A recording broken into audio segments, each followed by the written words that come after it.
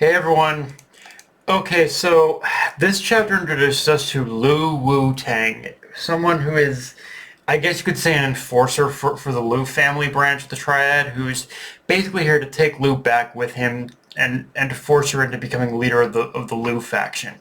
Now, the first thing to talk about is that this is the first chapter that feels like there's some genuine like overarching elements that are being set up here. Like it's basically it's a lot of what's happened in this chapter feels like it is starting to set the groundwork for basically a lot of what this new arc is going to be, which is to say right out of the gate, something has changed. Where there's a genuine sense that something has probably changed where the Lu family needs Lu back, and we're going to find out what that reason is as this confrontation progresses.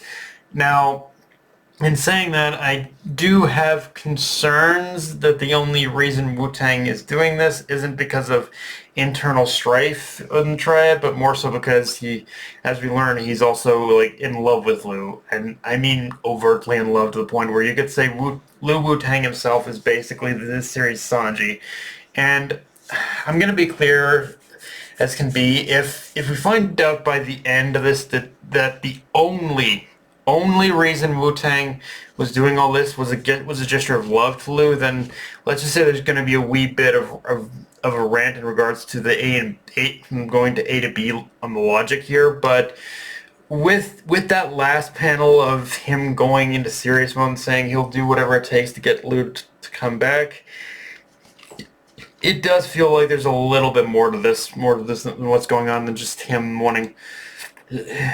being in love with her. I assume, and and kind of annoyances with the whole like stalking and kind of lustful love for Lu with the character aside.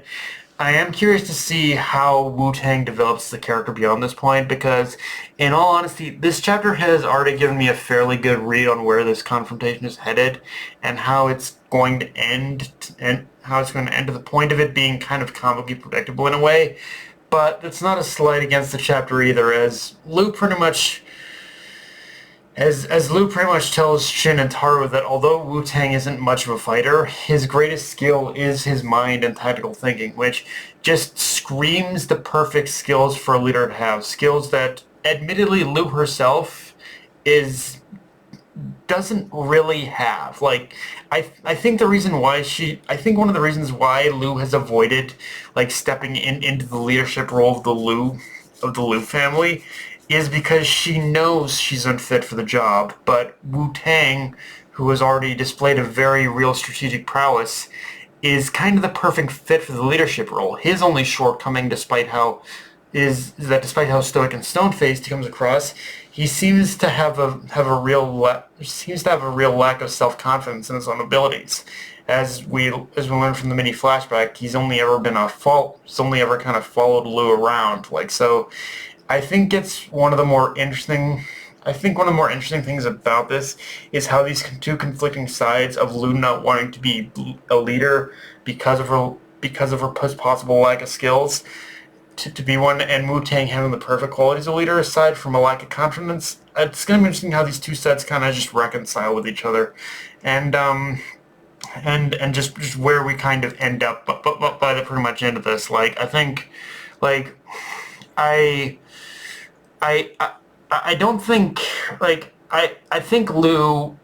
If I had to take a guess as to what's going to happen here, I think what's probably likely is that Lu is going to learn in order to take like somewhat more of an active role in her family's affairs. But again, I don't think she's going to become leader. I don't think she's going to accept becoming leader, though. I think she is going to pass off a lot of those duties off to Wu Tang himself, and just like it's that thing where she's not going to become leader, but she is gonna probably still take a bit more. Gonna still want to stay in the loop as to what exactly is happening with the family, so to speak. That's kind of the way I'm viewing it anyway. With all that said, though, The one interesting bit of info revealed to us is that according to Wutang, the Triad does have information on who's responsible for the bounty on Taro's head, and will offer it as a prize if Taro and Shin beat him.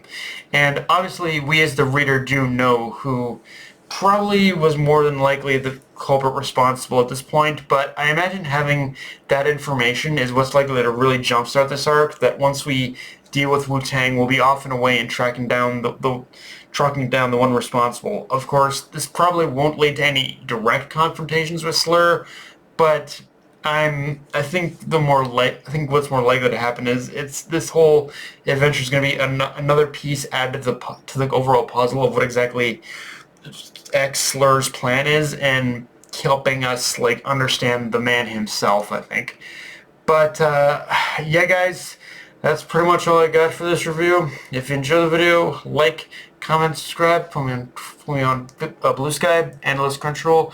Be sure to click the bell with the subscribe button, and just share the video around, guys. Dark Knight, signing off. Later, everyone.